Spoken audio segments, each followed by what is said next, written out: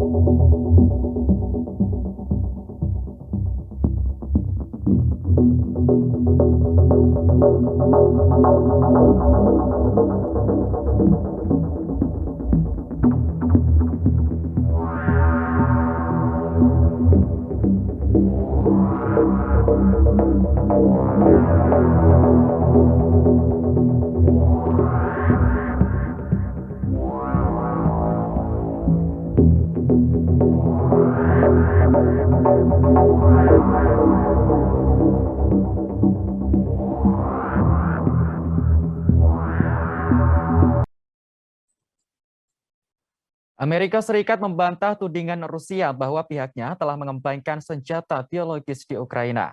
Menurut Amerika, tudingan tersebut hanya omong kosong dan propaganda klasik yang dibuat Rusia.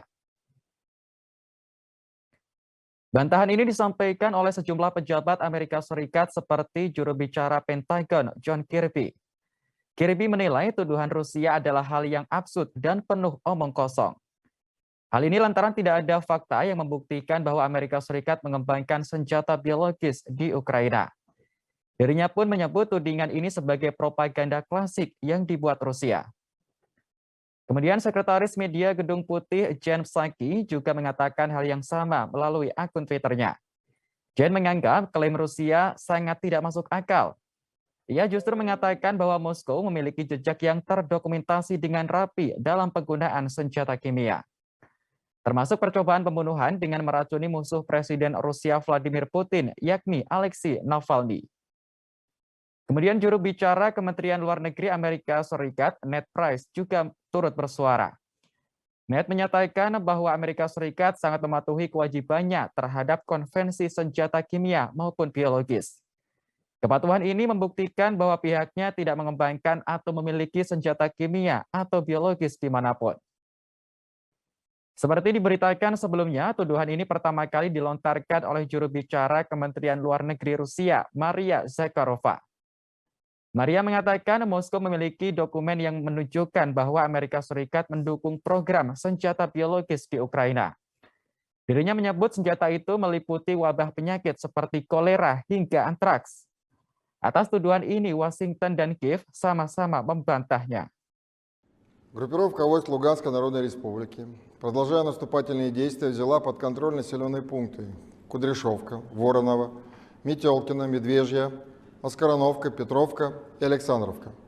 Подразделения народной милиции Донецкой Народной Республики установили контроль над населенными пунктами Латьмоя, Березовая, Ясная, Максимовка и Валерьяновка. Сегодня с 10 часов московского времени в соответствии с объявленным режимом тишины были полностью остановлены все боевые действия. По словам вырвавшихся вчера из Мариуполя мирных жителей, обстановка в оккупированном националистами городе тяжелая. Люди прячутся в подвалах. Из-за отсутствия в домах электричества и газа они вынуждены готовить себе пищу на улице, на кострах. Боевики их разгоняют. По всем мирным жителям, пытающимся выходить из домов, националисты открывают огонь. Люди на стенах и дверях домов вынуждены писать краской «Не стреляйте, здесь дети». Однако нацисты, используя террористическую тактику, именно в домах с надписями «Не стреляйте, здесь дети» разворачивают свои огневые точки. Подразделения российских вооруженных сил взяли под контроль населенные пункты Новоукраинска, Старомайорская, Старомлыновка, Майорово и Римовка. Всем мирным жителям освобожденных населенных пунктов оказывается гуманитарная помощь. Продолжается нанесение ударов по объектам военной инфраструктуры Украины. Бомбардировочной и штурмовой авиацией ВКС России уничтожены 26 военных объектов. Среди них 2 пункта управления, радиолокационная станция, 5 складов боеприпасов и 11 районов сосредоточения вооружения и военной техники. Kita beralih ke informasi berikutnya, Tribuners. Sebuah rumah sakit bersalin di kota Mariupol, Ukraina hancur setelah dijatuhi bom pasukan Rusia. Akibat kejadian ini, 17 orang terluka dan beberapa lainnya tertimbun reruntuhan gedung. Informasi ini diungkapkan langsung oleh Presiden Ukraina Volodymyr Zelensky pada Rabu 9 Maret kemarin. Zelensky juga mengunggah video yang menampilkan kerusakan rumah sakit tersebut seusai dibom Rusia. Dalam video, bangunan rumah sakit tampak hancur dan sangat memprihatinkan. Polisi dan tentara bergegas ke lokasi kejadian untuk mengevakuasi korban, membawa seorang wanita hamil di atas tandu. Tampak pula wanita lain yang meratap sambil memeluk erat anaknya.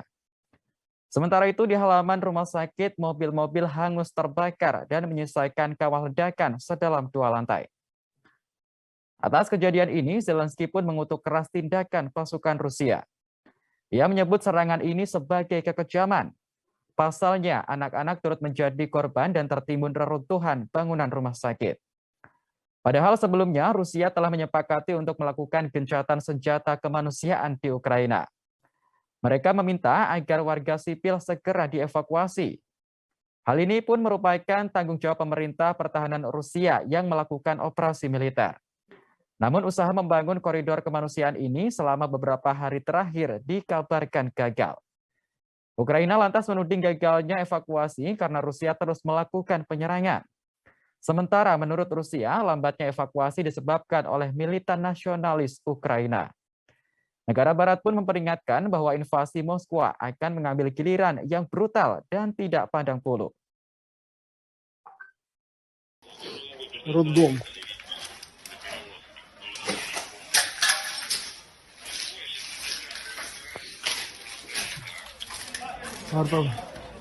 Авиация сработала по роддому. Вот она сияла.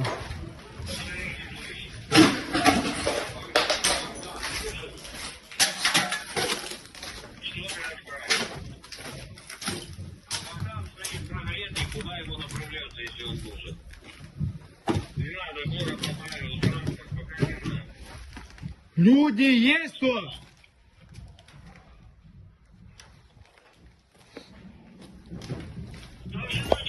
Вон дом. Куда еще раненый? Бракарда.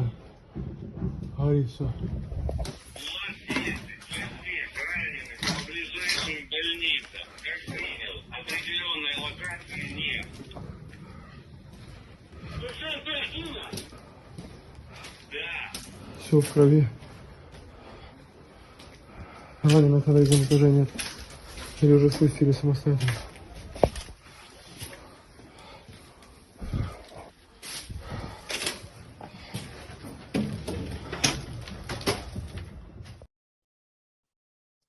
Rusia bersiap mengerahkan kekuatan udaranya untuk menyerang Ukraina dengan jet tempur Sukhoi Su-35.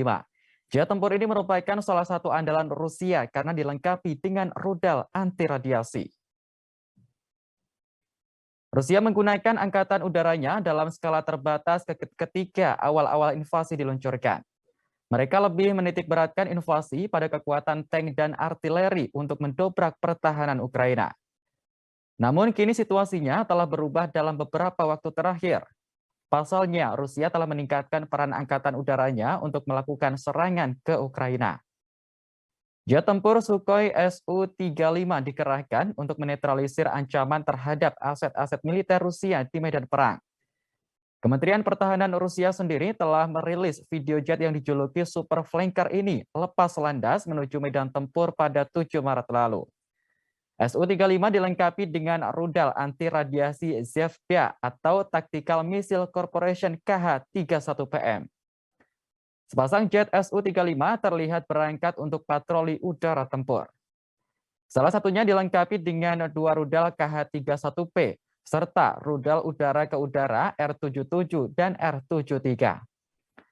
Kemudian rekaman menunjukkan Su-35 terbang kembali ke pangkalan dengan hanya 1 KH-31PM yang terpasang padanya. Diketahui senjata ini dirancang untuk menghancurkan radar sistem pertahanan udara atau SAM jarak menengah dan jauh. Selain itu, juga untuk menghabisi radar kontrol operasi udara maupun radar peringatan dini. Sistem pelacak yang dimiliki rudal ini mampu mencari dalam berbagai mode, termasuk pencarian otomatis dan kontrol eksternal.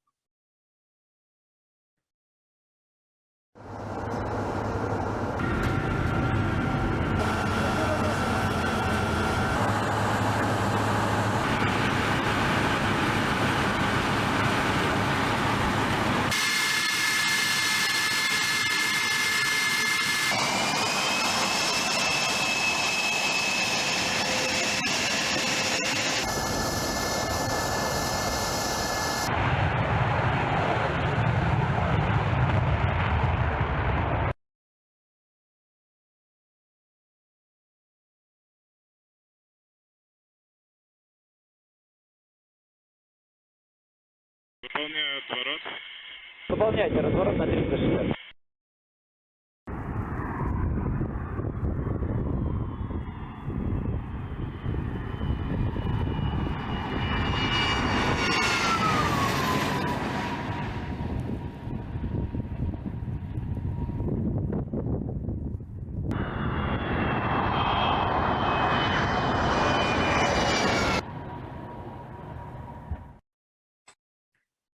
Ibu negara Ukraina Olena Zelenska akhirnya bersuara menanggapi serangan Rusia selama 2 pekan ini. Zelenska mengutuk keras pembunuhan massal yang dilakukan kepada warga sipil Ukraina, terutama anak-anak. Ungkapan kekesalan Zelenska ini tertuang dalam sebuah surat terbuka yang dirilis pada Selasa 8 Maret malam waktu setempat. Surat terbuka itu ditulis bertepatan dengan peringatan Hari Perempuan Internasional. Istri dari Volodymyr Zelensky ini menilai invasi yang dilakukan Rusia mustahil untuk dipercaya. Karena faktanya di lapangan menunjukkan bahwa warga sipil Ukraina yang justru terbunuh. Menurutnya, momen paling menakutkan dalam invasi ini adalah tewasnya anak-anak yang tidak berdosa. Dalam surat itu, Zelensky menyebutkan 3 nama anak yang tewas dalam serangan Rusia. Alice, bocah berusia 8 tahun meninggal di Jalan Okirtra saat kakeknya berusaha melindunginya. Kemudian Polina dari Kiev yang tewas dalam penembakan bersama orang tuanya. Lalu ada Arseni berusia 14 tahun yang tak tertolong karena ambulans tak dapat mencapainya tepat waktu karena kebakaran yang hebat. Tewasnya ketiga anak tersebut jauh sebelum Rusia menyatakan bahwa pihaknya tidak menyerang warga sipil. Zelensky lantas menerangkan ada banyak bayi yang lahir belakangan ini dalam situasi mencekam, jauh dari kata perdamaian. Dirinya menambahkan Presiden Rusia Vladimir Putin telah meremehkan Ukraina, rakyatnya, dan juga patriotismenya.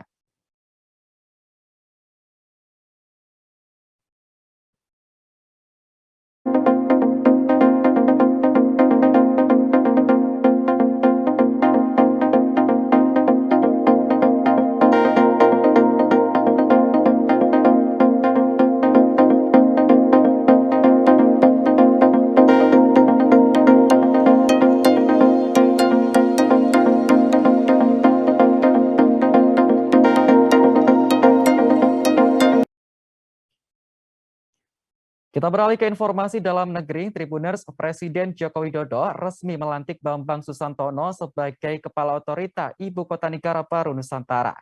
Dalam menjalankan tugasnya nanti, Bambang Susantono dibantu oleh wakilnya, Doni Rahayu. Pelantikan tersebut digelar di Istana Negara Jakarta pada Kamis 10 Maret sore. Bambang dan Doni telah bersumpah di hadapan Presiden untuk menjalankan tugasnya dengan sebaik mungkin. Bambang Susantono selama ini dikenal luas sebagai pakar perencanaan infrastruktur dan transportasi. Ia merupakan lulusan dari jurusan Teknik Sipil Institut Teknologi Bandung atau ITB. Sejak 2015, Bambang menjabat sebagai Wakil Presiden Bank Pembangunan Asia dengan tugas khusus pengelolaan pengetahuan dan pembangunan berkelanjutan. Kemudian 2009, Bambang diangkat sebagai Wakil Menteri Perhubungan saat pemerintahan Presiden ke-6 RI Susilo Bambang Yudhoyono. Ia selanjutnya ditunjuk menjadi PLT Menteri Perhubungan menggantikan E.E. Mengendaan yang saat itu terpilih menjadi anggota DPR RI pada 2014. Rekam jejak Bambang yang panjang ini membuat Presiden Jokowi akhirnya menunjuknya sebagai Kepala Otorita IKN Nusantara. Pemimpin Ibu Kota Negara Baru ini mendadak menjadi sorotan masyarakat Indonesia, termasuk soal besaran gajinya. Undang-Undang Nomor 3 Tahun 2022 tentang IKN memang tidak menyebutkan secara jelas gaji Kepala Otorita. Namun dalam payung hukum tersebut disebutkan bahwa Kepala Otorita IKN berkedudukan setingkat menteri. Merujuk pada ketentuan tersebut bukan tidak mungkin jika gaji yang diterima juga setara jajaran menteri. Dalam Peraturan Pemerintah Nomor 75 Tahun 2000, gaji seorang menteri ditetapkan sebesar Rp5.040.000 per bulan. Adapun tunjangan yang diterima kalangan menteri bisa mencapai Rp13.608.000 per bulan. Sehingga jika ditotal secara keseluruhan, gaji dan tunjangan para menteri mencapai Rp18.648.000 per bulannya. Pak Doni mendapat penugasan dan amanah sebagai Kepala dan Wakil Kepala Otorita IKN, dan pada hari ini juga kami memulai satu kerja baru untuk membangun kota yang inklusif, kota yang hijau, kota yang cerdas, dan kota yang berkelanjutan. Jadi kata-kata ini semua tentu terangkum dalam kesatuan di mana kota tersebut dibangun untuk semua kalangan, a city for all istilahnya, karena itu sifatnya inklusif. Dan untuk membangun kota dengan baik tentu memerlukan waktu 15-20 tahun biasanya, sehingga kota itu benar-benar mempunyai roh atau soul of the city, gitu ya. Dan kita membangun kota tidak hanya membangun fisiknya, tetapi terutama adalah bagaimana kerekatan sosialnya, bagaimana interaksi antar warganya, bagaimana kota tersebut benar-benar akan menjadi kota yang layak huni, humanis, dan livable. Dan step-stepnya tentu saja setelah ini kami segera akan menghubungi pihak-pihak KL terkait yang selama ini sudah mempersiapkan konsep-konsepnya. Salah satunya mungkin dengan Bappenas yang sudah dari 2017 sudah melakukan berbagai studi, dan juga dengan KL. Pemerintah Indonesia tampaknya kini sudah bersiap untuk menuju aktivitas normal dari pandemi COVID-19.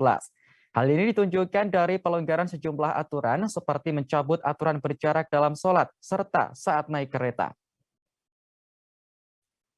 Majelis Ulama Indonesia atau MUI kini memberikan pelonggaran saat masyarakat beribadah sholat di masjid. Jemaah diperbolehkan merapatkan kembali shafnya alias tidak berjarak. Ketua Bidang Fatwa MUI Asrorun Niam Soleh menyebut pelonggaran ini sebagai tindak lanjut kondisi pandemi yang sudah mulai melandai. Selain itu, Niam mengatakan aktivitas pengajian di masjid dan perkantoran juga dapat kembali dilaksanakan. Adanya pelonggaran ini diharapkan bisa mengoptimalkan kembali umat Islam dalam menunaikan ibadah. Terlebih, sebentar lagi umat Muslim akan memasuki bulan Ramadan. Tak hanya itu, pelonggaran juga terlihat dari sektor transportasi publik. Mulai 9 Maret 2022, kereta rel listrik atau KRL mencabut aturan berjarak di kursi penumpang. Aturan ini tertuang dalam Surat Edaran Nomor 25 Tahun 2022 yang disahkan oleh Direktur Jenderal Perkeretaapian Insinyur Zulfikri. Selain menerapkan aturan duduk yang tidak lagi berjarak, kini kuota penumpang KRL juga ditambah. Sebelumnya, penumpang KRL hanya dibatasi sebanyak 45%. Namun dengan diberlakukannya SE nomor 25 tahun 2022 ini, kini total kuota penumpang KRL bertambah menjadi 60%. Adapun KRL yang memberlakukan aturan tersebut diantaranya KRL di wilayah Jabodetabek dan KRL Yogyakarta Solo. Tak hanya itu, pemerintah sebelumnya juga telah menghapus syarat tes antigen dan PCR bagi pelaku perjalanan domestik. Syaratnya yakni mereka telah mendapatkan suntikan vaksin kedua COVID-19.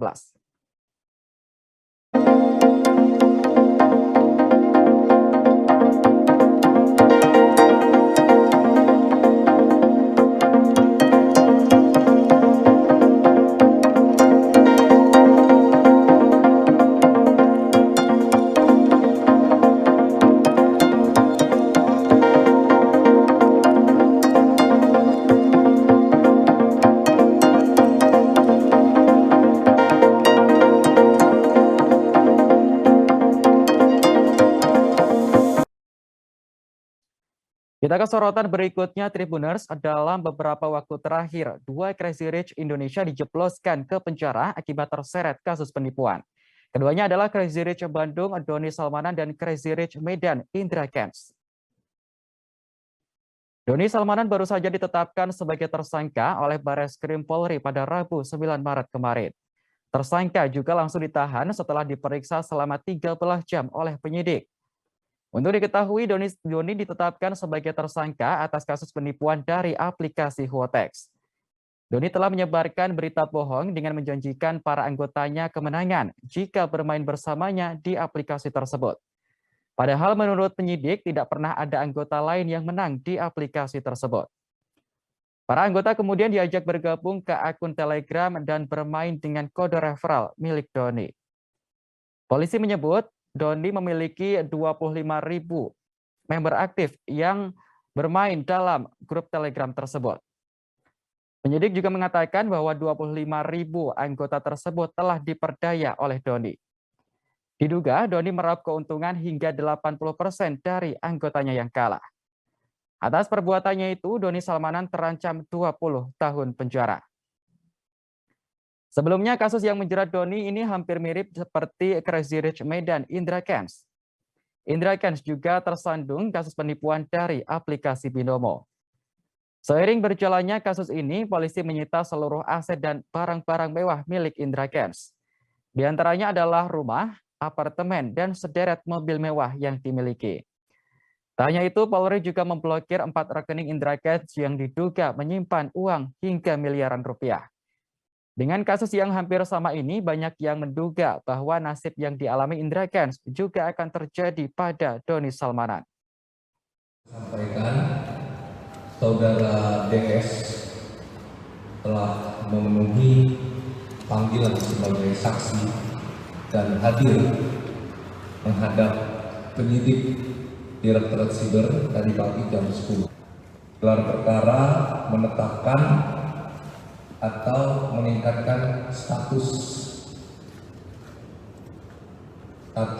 yang bersangkutan dari saksi menjadi tersangka. Kemudian setelah ditetapkan sebagai tersangka, Saudara DS langsung dilakukan penangkapan dan telah dilakukan penangkapan. Saat ini masih dilakukan atau masih dalam proses pemeriksaan sebagai. Baru-baru ini Menteri Koordinator Bidang Kemaritiman dan Investasi Luhut Binsar Panjaitan disebut sebagai Menko paling tajir. Hal ini diungkapkan secara langsung oleh Menteri Keuangan Sri Mulyani pada Selasa 8 Maret kemarin. Sri Mulyani menyebut Luhut sebagai Menko paling tajir di Indonesia bukan tanpa alasan. Pasalnya, Luhut masuk dalam kelompok wajib pajak yang terkena tarif pajak penghasilan orang pribadi tertinggi, yakni 35%. Bendahara negara itu berseloroh bahwa Luhut merupakan menteri terkaya di antara jajaran Kabinet Indonesia Maju, sebab memiliki latar belakang sebagai pengusaha. Saat ini usaha Luhut yang bergerak di sektor tambang batu bara sedang diuntungkan dengan kenaikan harga di pasar global. Oleh sebab itu, penghasilan Luhut pun diprediksi turut meningkat seiring dengan lonjakan harga di berbagai komoditas dunia. Kondisi tersebut disebut Sri Mulyani dapat membuat PPh yang dikenakan pada Luhut menjadi lebih besar. Untuk diketahui, nama Luhut Binsar Panjaitan terbilang cukup mentereng di mata masyarakat Indonesia. Pasalnya, Luhut merupakan salah satu orang kepercayaan Presiden Joko Widodo. Pria berdarah Batak ini memiliki latar belakang militer dan menyandang predikat lulusan terbaik pada tahun 1970. Karir militernya banyak dihabiskan di Kopassus TNI Angkatan Darat. Kemudian Luhut baru terjun ke dunia politik saat menjadi Duta Besar RI untuk Singapura, seusai ditunjuk Presiden Habibie. Ia pun naik jabatan di masa kepemimpinan Jokowi menjadi Kepala Staf Kepresidenan pada tahun 2014. Setahun setelahnya, Luhut menjadi Menteri Koordinator Bidang Politik, Hukum, dan Keamanan. Dan kini ia menjabat sebagai Menteri Koordinator Bidang Kemaritiman dan Investasi sejak 2016. Pak Luhut itu berkali-kali bilang harga batu bara naik gitu, setoran ke pemerintah naik, tapi pajaknya Pak Luhut pribadi juga meningkat, pasti di bracket 35 gitu.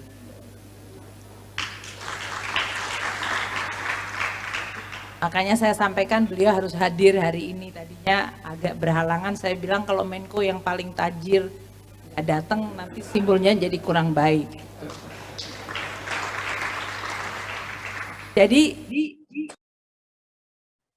media sosial dihebohkan dengan beredarnya foto yang menunjukkan pernikahan beda agama di Semarang, Jawa Tengah.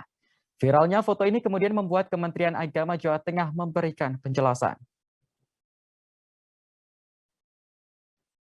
PLT Kasih Kepenghuluan Kanwil Kemenak Jawa Tengah, Muhtasid mengatakan Kemenak memiliki sejumlah tugas. Satu di antaranya membawahi lembaga urusan pernikahan yakni KUA. Pernikahan yang dilangsungkan dengan penghulu KUA harus memenuhi kaidah perkawinan agama Islam dan undang-undang perkawinan yang berlaku. Hal itu juga mencakup syarat dan rukun sah pernikahan. Muhtasid lalu menerangkan dalam pernikahan Islam, calon suami dan istri harus melaksanakan prosesi ijab kabul dan keduanya harus beragama Islam. Terkait fenomena pernikahan beda agama, Muhtasid berujar persoalan ini bukan ranah instansinya untuk turut menangani. Apabila ada calon pasangan yang melaksanakan upacara pernikahan 2 kali dengan agama yang berbeda, pihaknya hanya memberikan imbauan. Hendaknya syahadat yang telah terucap sebaiknya dijaga. Kendati begitu, pihaknya tidak memaksakan seseorang yang melakukan upacara pernikahan di luar Islam. Ia pun mengungkapkan catatan pernikahan bagi orang non-Islam berada di Dukcapil, bukan KUA. Seperti diberitakan sebelumnya, beredar unggahan video yang menampilkan sepasang pengantin tengah mengikuti prosesi pernikahan beda agama. Video itu diunggah di akun TikTok @sacha_alia. Dalam video, tampak pengantin wanita mengenakan jilbab putih, sedangkan pengantin pria memakai jas hitam. Dalam unggahan itu, lokasi pernikahan tampak berada di dalam gereja. Selain kedua pengantin, ada pula seorang pastor dan juga seorang pria yang mengenakan peci.